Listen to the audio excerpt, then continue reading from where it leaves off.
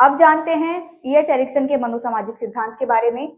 ये एक शैक्षिक मनोवैज्ञानिक थे जिन्हें मानवीय विकास के सिद्धांत में फ्रायड के मनोलैंगिक सिद्धांत से अधिक सराहा गया। देखिए, इससे पहले हमने जो सिद्धांत पढ़ा वो था मनोलैंगिक सिद्धांत, जो कि दिया था सिगमंड फ्रायड ने। उनके सिद्धांत से बेटर किसको बताया गया है? एरिक्सन के मनोसामाजिक सिद्धांत को। इन्होंने बाल विकास के भावनात्मक पक्ष पर अधिक बल दिया। देखिए, व्यक्तित्व विकास के बारे में ये बातें करते हैं और व्यक्तित्व विकास में भावनात्मक जो चीजें हैं वो बहुत ही महत्वपूर्ण होती हैं, तो इन्होंने उसी पर जोर दिया है। इनके सिद्धांत में सामाजिक और सांस्कृतिक दोनों पहलुओं को ध्यान में रखा गया है। शैक्षिक मनोवैज्ञानिक है तो सामाजिकता तो वहां आनी ही आनी है, इसके साथ ही सांस्कृतिक पहलू भी इन्होंने अहम बताए हैं। इनकी सभी अवस्थाओं को पर्याप्त वैध नहीं माना गया, परंतु इनके किशोरावस्था में पहचान की खोज के विचार को अधिक मान्यता दी गई। देखिए, सभी की आलोचनाएं होती है इनकी भी की गई कि इन्होंने जो भी स्टेजेस दी हैं व्यक्तित्व विकास की, वो सभी वैलिड नहीं है, यानी कि पर्याप्त वैध नहीं है।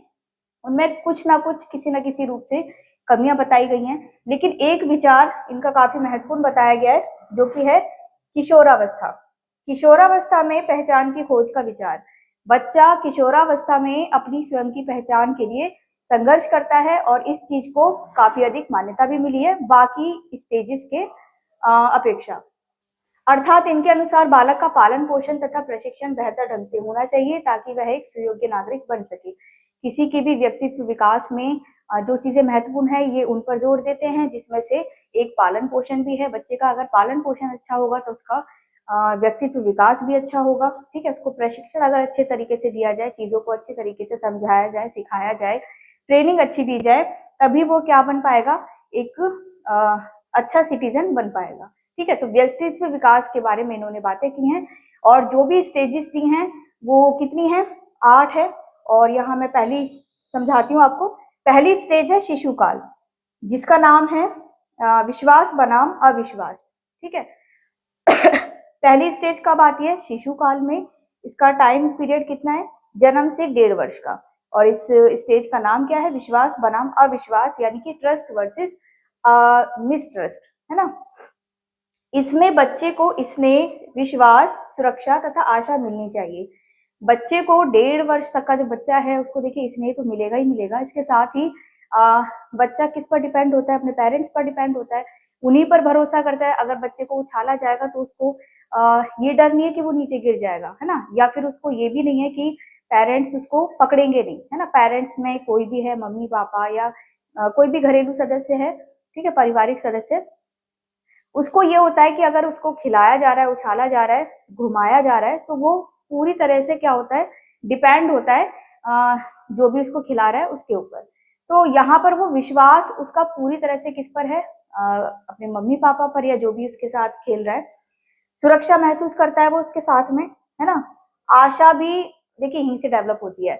बच्चा जैसे से बड़ा होगा उसको यहाँ से यह नींव पड़ती है ये। ठीक है, तो इस स्टेज में अगर एक शब्द में पूछ लिया जाए कि यहाँ से क्या व्यक्तित्व विकास का कौन सा गुण यहाँ से विकसित होता है, तो आशा। ठीक है, तो बच्चा होपफुल हो जाता है आशावादी हो जाता है अपने पेरेंट्स के प्रति, क्योंकि उसने देखा है कि उसके पेरेंट्स उसको बहुत लाड़ प्यार करते हैं, उसको सुरक्षा महसूस कराते हैं। ठीक है, वो विश्वास प्रद हैं उसके प्रति, है ना, विश्वसनीय हैं। उसको पूरा भरोसा होता है कि मुझे भूख लग रही है तो मैं एक बार बोलूंगा मम्मी तुरंत से लाके देगी, इस बात पर वो भरोसा करता है ना। और भी चीजें हैं, तो यहाँ से उसकी जो आशा वाली चीजें हैं वो यहाँ से जन्म लेती हैं। तो इसीलिए इस स्टेज को क्या कहा जाएगा? विश्वास बनाम अविश्वास। आगे जानते हैं सेकंड स्टेज के बारे में। सेकंड स्टेज है प्रारंभिक बाल्यावस्था की, जो कि 1.5 से 3 वर्ष के बीच होती है। ठीक है, इसका नाम है स्वायत्तता बनाम संदेह तथा लज्जा, autonomy versus shame and doubts या डाउट्स एंड शेम। इसमें क्या होता है? इसमें बच्चे को टॉयलेट प्रशिक्षण की आवश्यकता होती है। ठीक है, 1.5 से 3 वर्ष की आयु का बच्चा है तो यहाँ पर अब उसको टॉयलेट खुद से करना आ जाना चाहिए, तो उसके लिए प्रशिक्षण दिया जाना चाहिए। यदि इसमें कमी पाई जाती है तो बच्चे में शर्म व संदेह की भावना उत्पन्न होने लगती है देखिए, 1.5 वर्ष से पहले वाले बच्चे को तो पेरेंट्स खुद ही कराते हैं टॉयलेट, लेकिन उसके बाद जब वो चलने फिरने लगता है तो उसको इतना प्रशिक्षित कर देना चाहिए कि जब भी उसको टॉयलेट आए तो वो खुद से कर पाए, ठीक है। उसको नीड ना हो कि हाँ पेरेंट्स ही मतलब कोई आकर ही मुझे कराएगा। तो यहाँ पर वो चीज है। देखिए, ये एक छोटी सी चीज है लेकिन इसका प्रभाव व्यक्तित्व विकास पर किस प्रकार से पड़ता है। यदि टॉयलेट ट्रेनिंग दी नहीं गई है या ठीक से नहीं दी गई है ना, बेहतर तरीका नहीं था। कुछ पेरेंट्स होते हैं ना कि बच्चे को मान लीजिए घर के किसी भी हिस्से में टॉयलेट कराने लगते हैं, बच्चे की वहीं से हैबिट बन जाती है, किसी के घर जाता है या कहीं भी बाहर है तो वो वैसे ही मतलब उसको टॉयलेट में नहीं जाना, उसको बाहर कहीं पर भी बैठ के कर लेना है। तो ये आदत गंदी है, तो उसको तरीके से टॉयलेट ट्रेनिंग दी जानी चाहिए, जिसका प्रभाव क्या होता है कि बच्चे को जब भी खुद से टॉयलेट आए, मतलब उसको जब भी टॉयलेट लगेगी वो खुद से करना चाहेगा। तो क्योंकि उसको ट्रेनिंग अच्छी दी गई है तो वो जिसके घर में गया हुआ है या बाहर कहीं पर भी है वहां वो टॉयलेट में जाकर बैठेगा, ठीक है। और हैंड वॉश करना जो भी चीजें हैं, तो यहाँ क्या होता है ना, अगर ट्रेनिंग अच्छी है तो बच्चा परफॉर्मेंस अच्छी करेगा, ट्रेनिंग अच्छी नहीं है तो बच्चा क्या होता है ना कि मान लीजिए उसका टॉयलेट निकल गया है ना, वो नहीं पहुंच पाया वहां तक या फिर आ, कपड़े नहीं उतार पाया, तो ऐसे में क्या होता है ना कि बच्चा शेम फील करने लगता है। शेम फील कर रहा है, छोटा बच्चा है तो कोई बात नहीं, ऐसा हो जाता है जनरली। लेकिन इसके साथ ही उसमें डाउट्स क्रिएट होने लगते हैं कि मुझे ठीक से, मतलब जैसे जैसे वो समझदार होता है और उसकी ये हैबिट्स जो है वो सुधरती नहीं है, तो वो डाउट्स क्रिएट करता है कि मुझे ठीक से बताया नहीं गया। तो डाउट क्रिएशन की चीजें कहाँ से जनरेट होती हैं, इसी अवस्था से, ठीक है। ये छोटी सी चीज थी, यहीं से डाउट्स उसके क्रिएट होने लगते हैं। इसके साथ ही अगर ट्रेनिंग अच्छी है तो उसमें कॉन्फिडेंस आ जाता है, सेल्फ कॉन्फिडेंस, आत्मविश्वास की उत्पत्ति भी यहीं से होती है कि बच्चा खुद से अगर आ, अपनी जो निजी क्रियाएं हैं, ठीक है, दैनिक क्रियाएं हैं, वो खुद से अगर कर पा रहा है, आ, उसको सहारे की जरूरत नहीं है इस उम्र में, तो बच्चे में आत्मविश्वास आता है। अब देखते हैं तीसरी स्टेज, ये है खेल की अवस्था, जिसका नाम है पहल शक्ति बनाम हीन भावना, यानी कि इनिशिएटिव वर्सेस गिल्ट। ये 3 से 6 वर्ष में पाई जाती है। बच्चा खेलों में सक्रिय रहकर नए कौशल सीखता है। जब बच्चा खेल कूद दौड़ भाग करने लगता है, फिजिकली एक्टिव रहता है, तो वो नई नई चीजें सीखता है और जो भी स्किल वो सीख रहा है तथा उनमें सफल होने पर उसमें पहल शक्ति बढ़ जाती है। जब भी वो कोई खेल खेल रहा है, वहां से उसने कोई नई चीज सीखी, तो वो चाहता है कि मैं इसको ट्राई करूं, मेरी तरफ से पहल हो, है ना, मेरी तरफ से शुरुआत हो, ठीक है। तो तभी बोला गया इनिशिएटिव। उसकी जो पहल करने की जो शक्ति है वो यहीं से डेवलप होती है। लेकिन माँ बाप द्वारा कठोर नियंत्रण रखने पर हीन भावना का जन्म होने लगता है। यहाँ पर क्या होता है, गिल्ट भी फील करता है बच्चा। मान लीजिए उसको कुछ सिखाया गया, ना सिर्फ एक बच्चे को, एक ग्रुप है उसमें कोई स्किल सिखाए जा रहे हैं बच्चे को, तो कुछ बच्चे ऐसे हैं बहुत जल्दी से कैच कर लेते हैं और उनका ये होता है कि हमें तो आ गया है तो अब हम शुरू करेंगे, हम स्टार्ट करेंगे। तो वो तो हो गई पहल शक्ति की भावना। लेकिन उनमें से ही कुछ बच्चे ऐसे भी होंगे जिनका ट्रायल फेल रहा होगा, कि उनको चीजें समझ में नहीं आई हैं या वो जल्दी से नहीं सीख पाए, तो वहीं से बच्चे में हीन भावना का जन्म होने लगता है, ठीक है। या फिर माँ बाप द्वारा कठोर नियंत्रण, खेल कूद नहीं करना है, ठीक है, पढ़ाई पर ध्यान दो, तो बच्चा इन्वॉल्व तो होना चाह रहा है खेल कूद में, फिजिकली एक्टिव वो अंदर से तो है, लेकिन उसको बाहरी नियंत्रण ने रोक रखा है। बाहरी नियंत्रण किसका होगा, उसके परिवार का होगा, माँ बाप का होगा। तो ऐसे में क्या होता है, अब जब कभी भी मौका मिलेगा या मौका लगेगा और उसको वैसी ही कोई चीज परफॉर्म करनी होगी, क्योंकि शुरुआत से ही उसको रोक टोक रही है, तो वहां पर बच्चा क्या करता है, हीन भावना जो है वो महसूस करने लगता है। नेक्स्ट है फोर्थ स्टेज, स्कूल अवस्था, जिसका नाम है श्रम बनाम हीनता, यानी कि इंडस्ट्री वर्सेस इंफेरियोरिटी, ठीक है। ये 6 से 11 वर्ष के बीच होती है। इसमें बालक विद्यालय व घरेलू कार्यों में निपुणता लाने का प्रयास करता है। बच्चे पर वर्कलोड आ जाता है क्योंकि बच्चा स्कूल जाने लगा है, इसके साथ ही कुछ घरेलू छोटे मोटे काम भी उसको करने को दिए जाते हैं। तो प्रतियोगिता की भावना भी यहीं से आती है और इसी भावना के कारण उसमें श्रम की आदत भी जन्म लेने लगती है। मीन्स यहाँ पर बच्चा क्या होता है, बिजी रह रहा है बच्चा, ठीक है, स्कूल से घर, घर से स्कूल। इस दौरान भी उसको काफी सारा काम करना पड़ता है, होमवर्क करना पड़ता है, ट्यूशन जाना पड़ता है। तो यहाँ पर बच्चा श्रम में लगा हुआ है। श्रम में लगे होने के साथ उसकी जो परिश्रम की आदत है वो यहीं से बन रही है।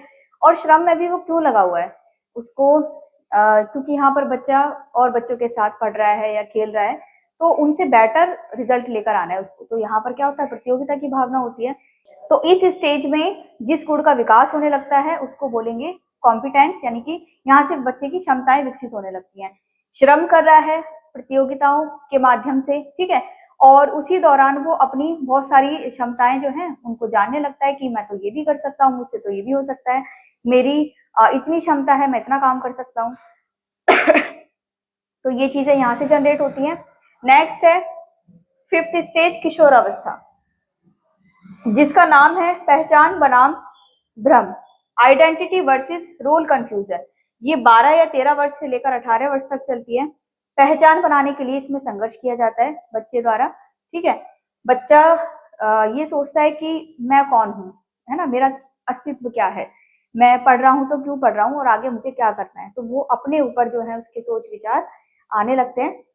वातावरण से सामंजस्य स्थापित करने का वो प्रयास करने लगता है कि जिस भी माहौल में वो रह रहा है अब वहां उसको बैलेंस बनाना आ जाता है।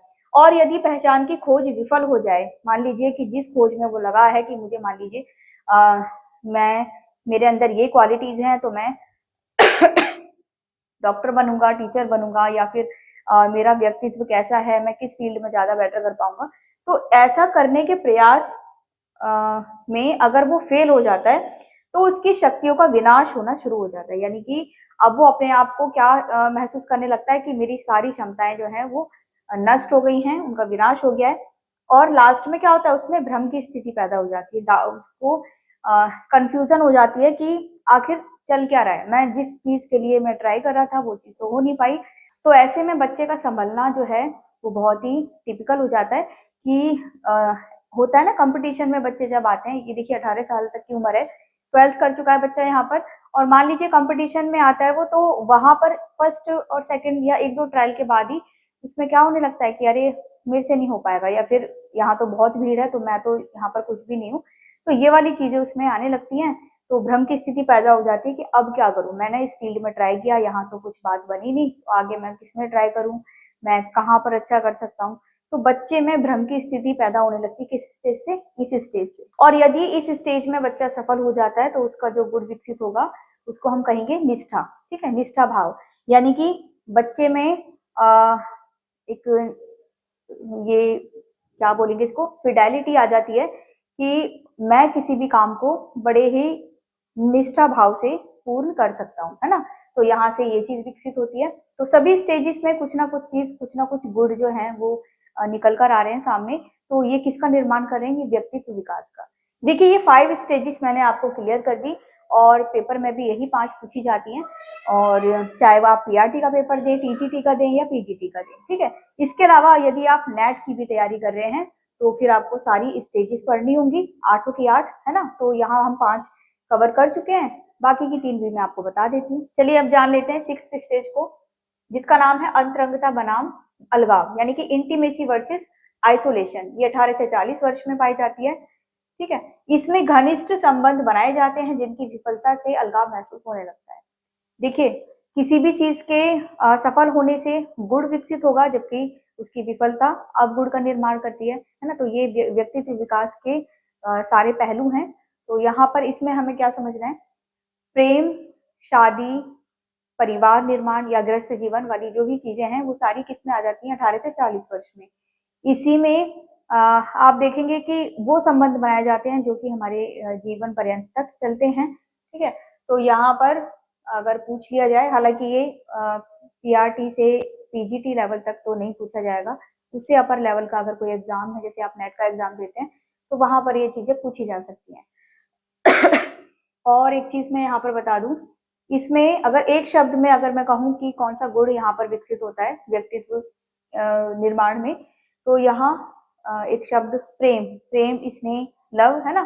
तो वो चीज, वो गुण यहाँ पर विकसित होता है, क्योंकि क्या होता है, शादी संबंध वो वाली चीजें रहती हैं, तो यहाँ पर प्रेम की भावना विकसित होती है ना। अब जानते हैं 7th स्टेज को, जिसका नाम है जननात्मकता बनाम स्थिरता, यानी कि जनरेटिविटी वर्सेस स्टैग्नेशन। 40 से 65 की एज में आती है ये स्टेज। अगली पीढ़ी हेतु कल्याण करने की भावना आना, यदि ऐसा संभव ना हो तो स्थिरता की भावना उत्पन्न होने लगती है। देखिए, स्थिरता की भावना को यहाँ दो तरीके से समझेंगे। सबसे पहले हम जान लेते हैं कि देखिए यहाँ तो ग्रस्त जीवन उसका आरंभ हो गया है। अब यहाँ चुनौती ये आती है सामने कि बच्चों का भविष्य निर्माण या अगली पीढ़ी, भावी पीढ़ी का भविष्य निर्माण किस प्रकार से किया जाए। यदि भविष्य निर्माण की चीजें शुरू से ही अच्छी चल रही हैं तो अंदाजा लगाया जा सकता है कि बच्चों का भविष्य भी ठीक रहेगा। बच्चों के कल्याण के लिए जो कार्य किए जा रहे हैं, जो कदम उठाए जा रहे हैं, वो क्या होंगे, सफल हो जाएंगे। लेकिन अगर कोई ऐसी प्रॉब्लम आ जाती है या कुछ रुकावटें आ जाती हैं कि व्यक्ति अपने बच्चों के भविष्य निर्माण में विफल हो जाता है ना, असफल हो जाता है, तब क्या होता है, स्थिरता की भावना उत्पन्न होती है। सब कुछ ठहरा हुआ सा हो जाता है कि अब कुछ नहीं हो सकता, सब खत्म, है ना। और दूसरे तरीके से मैं अगर आपको बताऊं तो यहाँ बच्चों के भविष्य निर्माण के लिए, उनके कल्याण के लिए काम किया जा रहा है। तो यहाँ क्या होता है, व्यक्ति थोड़ा सा निश्चिंत हो जाता है। मान लीजिए बच्चे जैसे जैसे बड़े होते हैं, बड़ी क्लास में पढ़ रहे हैं, ठीक है, हाई एजुकेशन ले रहे हैं, ये ले चुके हैं, यहाँ 65 की उम्र व्यक्ति की होने जा रही है, तो क्या होता है, व्यक्ति में स्थिरता आ जाती है कि अब वो थोड़ा सा रेस्ट फील करता है ना, कि अब उसके जो जो भी जिम्मेदारियां थी उनसे वो अब थोड़ा सा फ्री हो जाता है। अब जानते हैं अगली और आखिरी स्टेज को, जिसका नाम है संपूर्णता बनाम निराशा, यानी कि ईगो इंटेग्रिटी वर्सेस डिस्पेयर। ये 65 से अंत तक चलती है ना, जीवन के अंत काल तक। इसमें अतीत को याद किया जाता है और सकारात्मक निष्कर्ष निकाले जाते हैं, रिफ्लेक्ट किया जाता है अपने पीछे के जीवन पर और देखा जाता है कि कौन से कंक्लूजन पॉजिटिव रहे, है ना। उनसे तो संपूर्णता की भावना आती है कि हाँ चलो ये चीजें मेरे जीवन में, मैं संतुष्ट हूँ कि मैंने इतना सब कर लिया। लेकिन यदि आपके जीवन में चुनौतियां रही हैं, परेशानियां रही हैं, तो क्या होता है, निराशा का भाव भी आ जाता है कि मतलब जीवन सफल नहीं रहा, कुछ खास नहीं किया मैंने, वो वाली चीजें। अब जानते हैं सभी स्टेजेस को पढ़ने के बाद हम एक व्यू में कौन सा निष्कर्ष निकालेंगे। देखिए, स्टेजेस हमारी सारी कंप्लीट हो गई। अब हम जानते हैं कि निष्कर्ष क्या निकलता है इन सभी को पढ़ने से। तो एक निष्कर्ष मैंने यहाँ लिखा हुआ है कि संपूर्ण जीवन काल की हर स्थिति में सभी लोगों पर एक सा भरोसा नहीं किया जा सकता। बिल्कुल सही बात है। बचपन में आप जिन लोगों पर भरोसा करते थे, क्या उसी लेवल का फेथ आप बड़े होकर किसी और पर या उन्हीं पर ही कर सकते हैं? नहीं कर सकते। तो जैसे जैसे स्टेजेस चेंज होती हैं, एज हमारी बढ़ती है, हम ग्रो करते हैं, हमारी बुद्धि विकसित होती है, तो जो भी चीजें हम बचपन में करते आए हैं तो उनका भी स्तर बदल जाता है। वो समान मात्रा में हम समान लोगों पर या विभिन्न लोगों पर नहीं कर सकते, है ना। अब हम अपनी समझ के हिसाब से, जरूरत के हिसाब से कामों को करेंगे। अब इनकी आलोचना के बारे में भी जान लेते हैं। देखिए, हमने जो भी थ्योरीज पढ़ी हैं उन सभी में किसी न किसी रूप से आलोचनाएं देखने को मिली हैं, तो ये कैसे छूट सकते हैं। इनकी आलोचना में जो चीजें हैं वो ये हैं कि इनके सिद्धांत में प्रयोगात्मकता का अभाव है, अर्थात अव्यवहारिकता संबंधी तथ्य देखने को मिलते हैं। मीन्स इनका जो सिद्धांत है वो इमोशंस पर ज्यादा वर्क करता है, इमोशंस पर ज्यादा फोकस करता है, प्रैक्टिकल नहीं है ना, जबकि प्रैक्टिकल भी होना चाहिए। तथा आशावादी दृष्टिकोण को प्राथमिकता, यानी कि यहाँ पर होप जो है वो सबसे पहले रखी गई है। होप, केयर, विजडम, लव, है ना, तो कॉम्पिटेंस, फिडेलिटी, ये सारी चीजें जो हैं वो मतलब भाव वाली चीजें जो हैं उनको ज्यादा महत्व दिया गया है। यहाँ मैंने इसमें तो बता दिया था आपको कि यहाँ जो वर्च्यू जनरेट होगा वो लव होगा। 7th में आपका हो जाएगा केयर, क्योंकि व्यक्ति बच्चों की केयर के लिए सोचता है, काम करता है, ठीक है। और लास्ट में हो जाएगा विजडम, है ना। तो ये सभी का एक एक वर्च्यू है। पूछ लिया जाए कि ये किस स्टेज में आता है तो इनको भी आप साथ के साथ लिखते चलना। अब हम जानेंगे पियाजे के संज्ञानात्मक विकास के सिद्धांत के बारे में। देखिए, संज्ञानात्मक अधिगम का सिद्धांत हम एक अन्य चैप्टर में पहले ही पढ़ चुके हैं, तो इसको हम डिटेल में नहीं पढ़ेंगे, इसको बस रिवाइज कर लेते हैं एक बार। चीजें आपकी क्लियर ही हैं, लेकिन क्योंकि ये बाल विकास से ही संबंधित है तो यहाँ हमें थोड़ा सा इस पर चर्चा करनी होगी। देखिए, पियाजे ने बच्चों की गतिविधियों का बहुत ही बारीकी से अध्ययन किया कि बच्चे किस प्रकार से सोचते हैं, समझते हैं, सीखते हैं चीजों को, और एज के अकॉर्डिंग उनमें क्या क्या बदलाव देखने को मिलते हैं इन चीजों को लेकर। तो इस हिसाब से उन्होंने कुछ एज ग्रुप निर्धारित किए कि इस एज ग्रुप में बच्चा ये चीजें सीखता है, नेक्स्ट में ये चीजें, तो उन्हीं चीजों को हम आज फिर से पढ़ेंगे। तो यहाँ देखते हैं पहला पॉइंट, बच्चों की बुद्धि के विकास का संबंध जन्म से नहीं जुड़ा है। इनका मानना है कि जन्म से ये निर्धारित नहीं होता है कि बच्चे की बुद्धि कैसी होगी। ठीक है, जैसे जैसे शरीर वृद्धि करता है वैसे वैसे बुद्धि भी विकसित होती है। शरीर में वृद्धि होना ये एक मात्रात्मक परिवर्तन है, जबकि बुद्धि का विकास गुणात्मक परिवर्तन है ना। तो ये कहते हैं कि अगर आप मात्रात्मक परिवर्तन देख मतलब बता रहे हैं कि शरीर में वृद्धि हो रही है, यानी कि उस वृद्धि को हम देख पा रहे हैं, तो कहेंगे कि मात्रात्मक परिवर्तन है। लेकिन बुद्धि का भी विकास होता है जो कि एक गुणात्मक परिवर्तन है, तो उसको इन्होंने अपनी 4 स्टेजेस में डिवाइड किया है। इनके सिद्धांत की प्रकृति ज्ञान पर आधारित है। इन्होंने, जैसे अभी हमने पीछे पढ़ा, तो वो भावनात्मक पक्ष पर ज्यादा जोर दे रहे थे, इन्होंने ज्ञान पर ज्यादा फोकस किया है, जिसे वातावरण से अर्जित किया जाता है। ये बोलते हैं कि जन्म से ही बच्चे की बुद्धि का कोई लेन देन नहीं होता। बच्चा जैसे जैसे बड़ा होता है अपने वातावरण में समायोजन, अनुकूलन, ठीक है, इन माध्यमों से सीखता है, लर्निंग करता है, और वही लर्निंग ही बेस है किसका, डेवलपमेंट का। बच्चे जन्म से किशोरावस्था तक किस प्रकार से सोचते समझते व सीखते हैं, तो इन चीजों पर इनका ज्यादा फोकस रहा है। इनके सिद्धांत को विभिन्न आयु वर्ग के बीच मानसिक विकास की क्रमिकता को देखते हुए 4 चरणों में बांटा गया है। इन्होंने बोला है कि विभिन्न आयु वर्ग में कौन सी चीजें डेवलप होंगी, ठीक है, तो उस हिसाब से मैंने अभी आपको बताया कि 4 स्टेजेस बताई हैं इन्होंने। पहली है संवेदी गामक, सेंसरी मोटर स्टेज, ये जन्म से 2 वर्ष के बीच होती है। इसमें बच्चा अपनी इंद्रियों के माध्यम से सीखता है, विकास करता है। सेकंड है पूर्व संक्रियात्मक, यानी कि प्री ऑपरेशनल स्टेज, और इसमें बच्चा क्रिया करने से पहले की स्टेज है, ठीक है, ये 2 से 7 वर्ष की होती है। तीसरी है मूर्त संक्रियात्मक, यानी कि कॉन्क्रीट ऑपरेशनल, ये 7 से 11 है। चौथी है अमूर्त संक्रियात्मक, जो कि 11 से 18 की मानी जाती है ना। और इन सभी में ये फॉर्मल ऑपरेशनल है। इन सभी में जो भी चीजें हैं वो मैं आपको एक्सप्लेन पहले ही कर चुकी हूँ, तो आप वो वाली वीडियो भी देख लेना। और इनकी थ्योरी शिक्षा में किस प्रकार से उपयोग में लाई जाती है उसको भी जान लेते हैं। सीखने के अवसर प्रदान करने पड़ते हैं। बच्चे का अगर आपको संज्ञानात्मक विकास करना है तो टीचर द्वारा हर बच्चे को चांस दिया जाना चाहिए सीखने का, है ना। छात्र केंद्रित अधिगम होना चाहिए, यानी कि चाइल्ड सेंटर्ड या स्टूडेंट सेंटर्ड लर्निंग होनी चाहिए, कि बच्चे को केंद्र में रखो, कि जो भी चीज आप सिखा रहे हो उसका केंद्र बिंदु कौन है, बच्चा है।